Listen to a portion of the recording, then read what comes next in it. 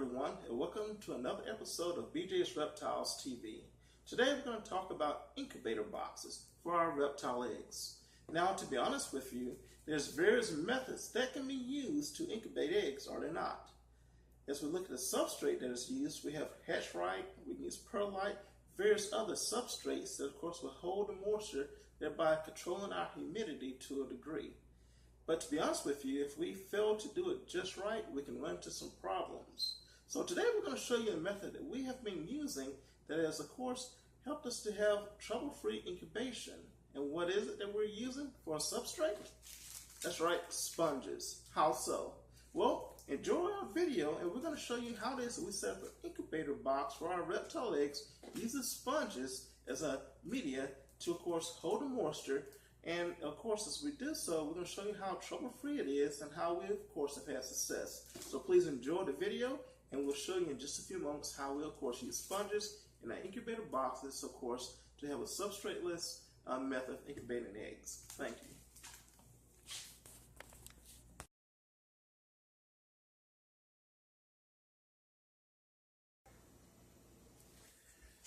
Okay, everyone, we're here at our setup here with our incubator box.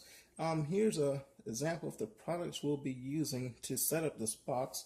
As you'll see here, we have the light diffuser. It comes in, I think it's a 2x4 sheet. They're like $15 per sheet. And you can get several of these little squares cut out depending on what size incubator box you use. And I get these from Home Depot or Lowe's. So you can find them just about in any of the home improvement stores. And as far as our main product here, the sponges, I get these from Dollar General or one of the dollar stores. They're very cheap to get them. And then we'll need a pair of scissors to sometimes cut the sponges out. As you see with the sponges we have here, we had to cut one of them to, of course, fit the incubator box. And we'll demonstrate that as we, of course, go on with our build. And then I have just a small jug of water here for our demonstration. And, of course, our incubator box with the lid. So it's very simple to do so. The first thing we're going to do is take some of the sponges and we're going to set them up in the box here. And we're just going to lay them in the box side by side. Set that down there. And we're one sponge short. So what we're going to do is we're going to open up our pack of sponges and use one of the extra sponges here out of this other pack to make that fourth row there. And then we'll take these cut off sponges like the one I have here. We'll set it there.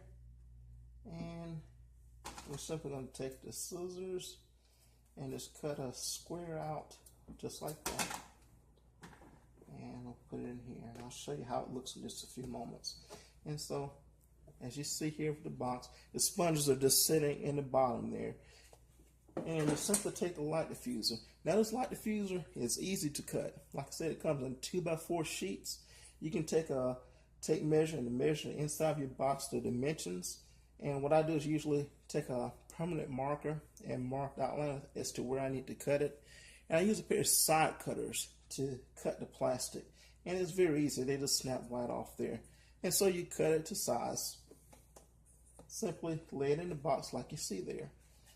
And then we take our water and we simply pour it inside.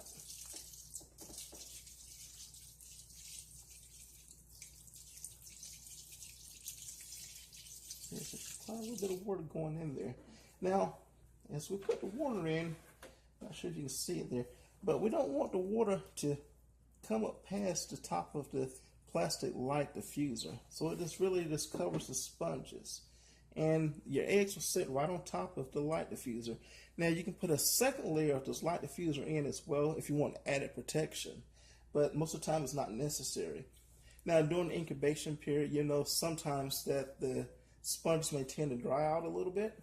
Simply pouring a little bit more water in the corner there, and the sponges are rehydrated once again.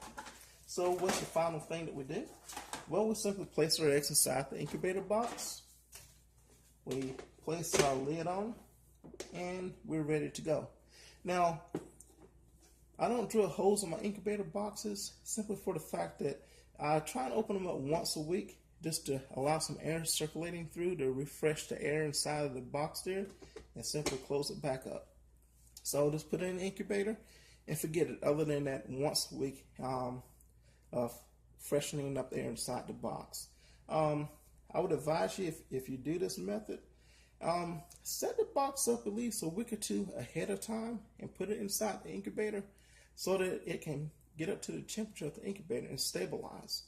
That way, when you set the eggs inside the incubator, inside of your box here, inside the incubator, everything will work out just fine. There won't be any temperature shocks to the eggs. And so it's just a very simple method, setting up the box. You set it in there and you wait the incubation time, and hopefully you get those nice little baby ball pythons, carpet pythons, whatever you may be trying to incubate. And so thank you for watching that video, and we look forward to talking with you very soon with BJ's Reptiles TV. Thanks again, and have a good afternoon.